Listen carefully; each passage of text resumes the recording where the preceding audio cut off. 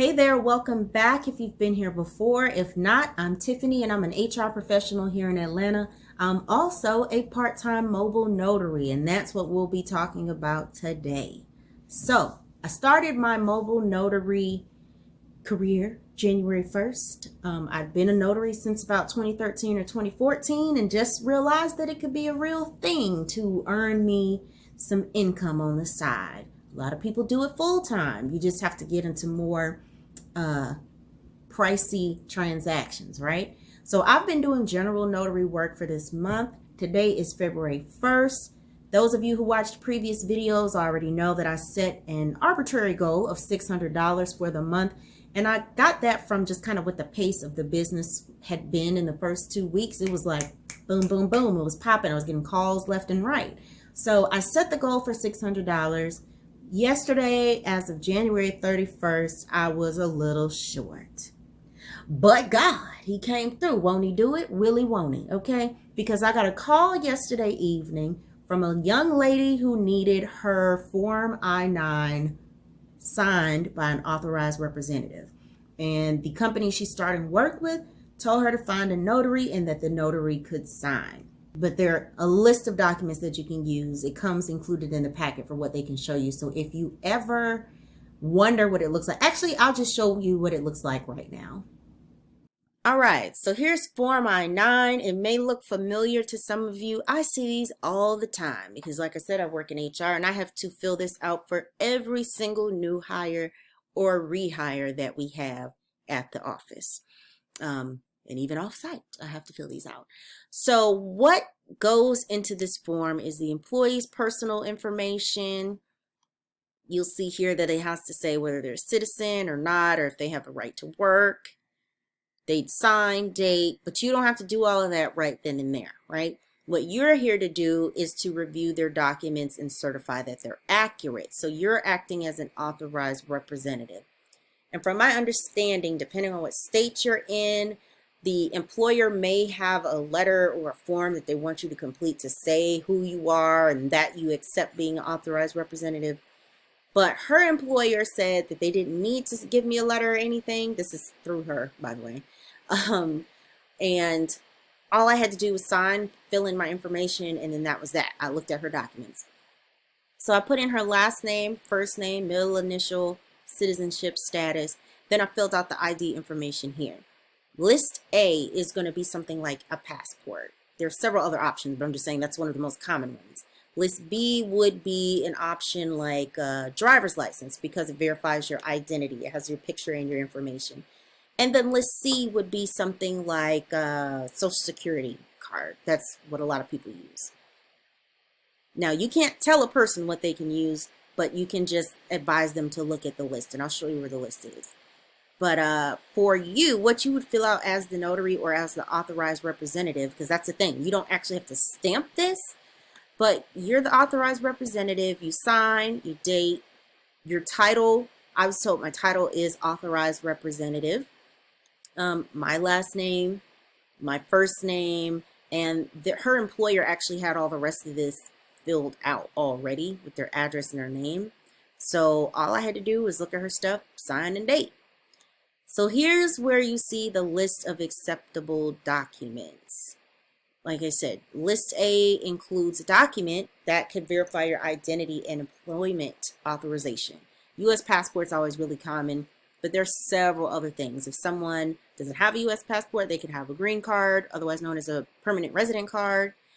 Several things here. And you can't tell a person which one they have to use. That is how you end up in a lawsuit. But you can just say you have to have a valid ID from list A or list B and list C, because you have to have one of each from here or one list A by itself. I hope I'm making sense when I say that. I feel like I'm swallowing my words. But yeah, so that was it. She showed me her driver's license and her social security card. Those are on the list. And then I signed, and that was it. But there's a bunch more stuff, usually a bunch of instructions that come on the back, more pages, but this is a shortened version. So this is really all you have to do. I looked, I signed, filled it out, gave it back to her, and I went on my way. Okay, so other new developments. I'm going to make this video shorter than the last ones. I'm committed to that. The other new developments would be, one, I still haven't been paid for that invoice that I sent for the young lady who I signed the power of attorney for the other day, the one where I almost passed out. That still has not been paid. I forgot to send a reminder out yesterday, so I will be sure to do that this week, because fingers crossed they just go ahead and pay me, because I mean there's no reason to not pay me. So I hope that gets added into my totals, or maybe it already did add it into it from Notary Gadget. It's just out there as an unpaid invoice, but I think they're already counting it in. I can't remember. I need to check that. That's something I need to look at in Notary Gadget.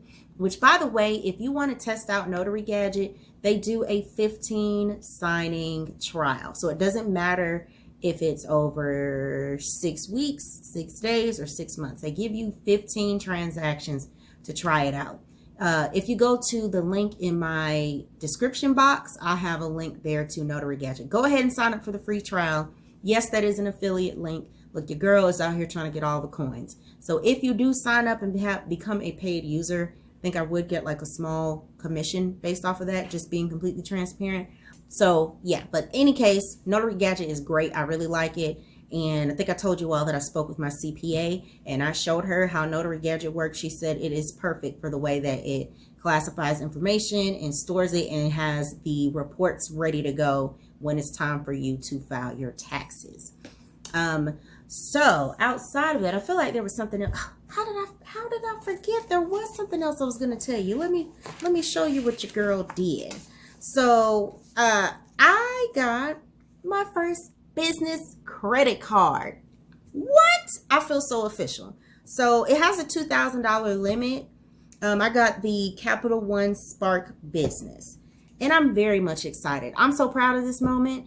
I got it because I have a business debit card. I have like personal credit cards and stuff, but I really want to try and have my business be something that's lucrative and that I can have all my transactions just be on this one card, and I would just be so excited. So $2,000 limit. I'm pretty much only going to use it for gas and I don't know, maybe for some car stuff. I don't know, but I'm excited because I feel really, really official.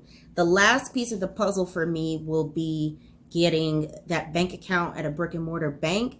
I did try signing up with Chase last night and it didn't let me do it. It was like, no, you can't do it. You have to come in and speak with us at the branch. I don't know why.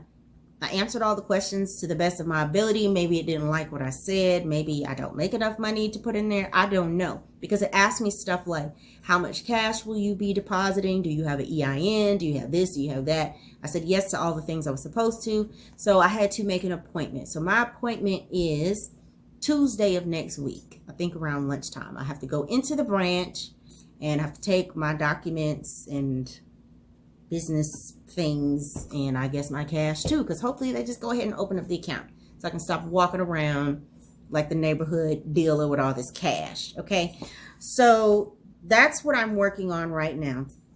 Last thing I will tell you is that I got my first Snapdocs notification today. I almost hit a cartwheel.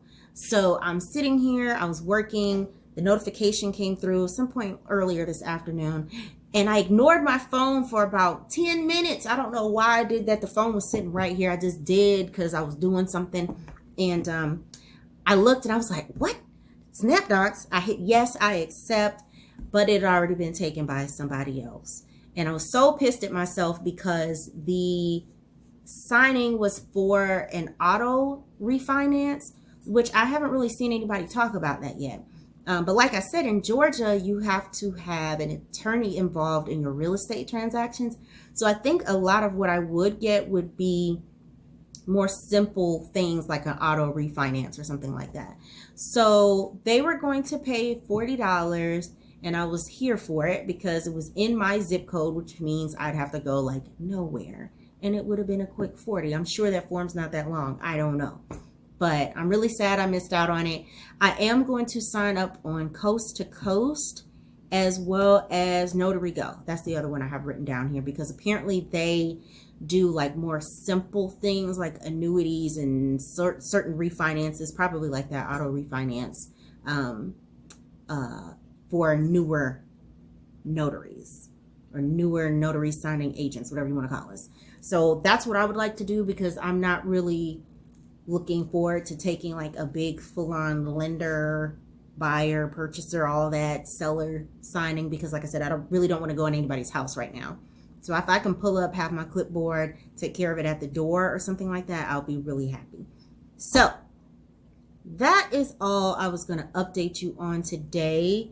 I am going to make, I already have like a list of videos I want to make, because I'm just thinking of all these things that y'all need to know. So I'm going to make a video on, I think the next one is going to be like the most common forms I've done so far. And I'm going to talk about my Google Ads setup and what that cost was. I'll put that in a video as well very, very soon. And someone asked about my folding table, which it is in the car. So I will make a video about that folding table too. And a couple other things. But if you have any requests for what you want me to talk about, please let me know in the comments, because otherwise I'm just going to get on here and ramble like I've been doing. But you all stay safe out here. Stay warm. Don't let these people drive you crazy. You see, I had to replenish the bar this weekend. I had to replenish the bar because folks was trying to take me there this week. But I look forward to updating you in the next video, and I look forward to answering more of your questions. So have a great week, and I'll see you all next time. Bye.